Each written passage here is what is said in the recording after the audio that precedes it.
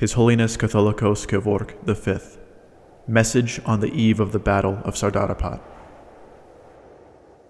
O nation of the Armenians, the Turks, the enemy of our flock through the centuries, have captured Alexandropol and are moving toward to the heart of our country, our faith, our national life. They are coming to the land of Ararat. The Turks are coming, wreaking death and destruction in their path, and our military commanders see no way to stop this calamity other than to urge the Patriarch of Armenians to flee. They propose that the Catholicos of all Armenians abandon to the jaws of the enemy the mother sea of Echmiadzin, our holy places, the Armenian people, and the last shred of our homeland. They urge that I abandon everything and save my life by fleeing to Buyurkan or some other remote mountain refuge. No, no, 1,000 times no. I will not abandon the Holy See entrusted to me by our sainted forebears. I will not retreat from the sacred hearth of the Armenian Apostolic Church.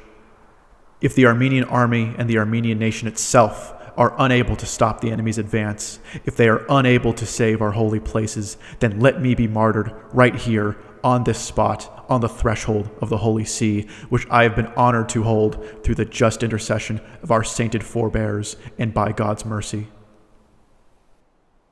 The Turks, not satisfied with devouring the western half of our people, now crave the other half in crazed frenzy. And if they succeed, that will certainly be the end of our nation's existence. I ask you, are we truly unable to keep the flame of our hearths burning, the torch of our faith, the foundation of our nation's being? And if this is the end, then how can we not meet it with honor and courage rather than crawling before this enemy like miserable creatures? The annals of our history are replete with examples of such valor, written with the blood of martyrs. Neither has our blood run out, nor our bravery raised from our ranks. Century upon century, the Armenian nation has lived this way, struggling for its existence, sacrificing for tomorrow. Those who die for a cause die like the grain of wheat, from whose deaths are born new lives sooner or later. Thus, our nation's life, bought at the cost of mass deaths and destruction, has not and must never reach an end point.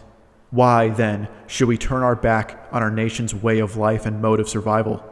Instead, should we not rise up against our enemy, which, puffed up by its minor victories on the Araks, thirsts for the last drop of our blood?